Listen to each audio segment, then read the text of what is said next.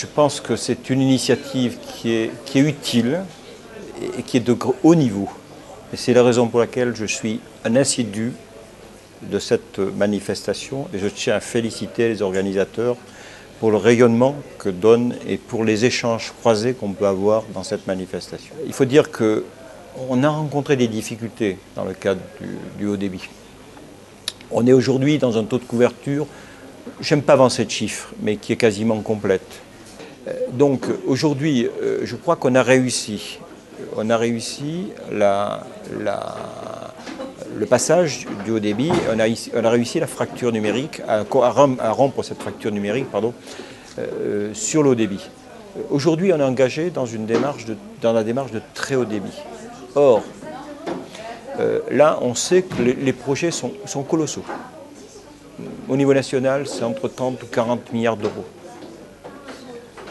Donc les collectivités ne peuvent pas faire seules, compte tenu de la réforme des collectivités et des charges qui pèsent sur les collectivités. Les opérateurs ne peuvent pas faire seuls. Donc moi je suis venu apporter le message comme quoi il faut des co-investissements. Il faut qu'effectivement les RIP, les réseaux d'initiatives publiques, et c'en est un, puissent intervenir au même titre que les opérateurs privés sur toutes les zones. On ne peut pas laisser à l'initiative privée les zones denses et laisser à l'initiative publique les zones moins denses où il y aura des prix des fibres qui seront 10 fois supérieurs de toute façon. C'est la raison pour laquelle il faut, je crois, la meilleure des solutions, ce serait une fibre unique, portée et neutre, et la neutralité. Je crois qu'aujourd'hui, on est dans une situation où il faut faire appel au bon sens, et il faut rapprocher les points de vue. Et je suis assez pugnace là-dessus. Je dis que s'il n'y a pas de rapprochement et de co-investissement entre les opérateurs publics et les opérateurs privés, et entre la collectivité publique et la collectivité privée, on aura des difficultés. Et la fracture numérique qu'on a réussi à éviter sur le débit sera majeure et multipliée par 10 sur le très haut débit si nous n'arrivons pas à ça. Voilà. Vous avez participé à une conférence de presse hier qui manifestait une certaine impatience de certains élus pour le développement de la fibre plus rapidement.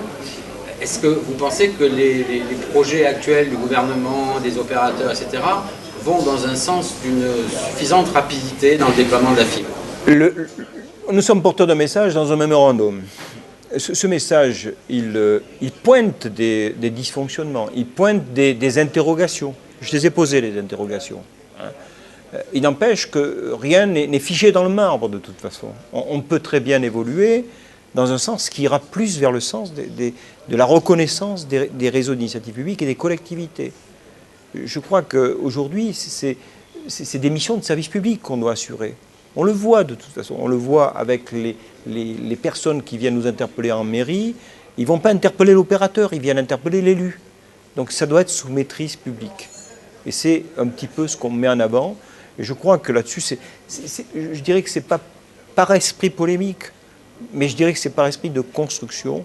Et on pointe un certain nombre de dysfonctionnements, on pointe un certain nombre de manques. Et je pense qu'on sera écouté et entendu, je l'espère, bien sûr, par les pouvoirs publics et notamment par le gouvernement.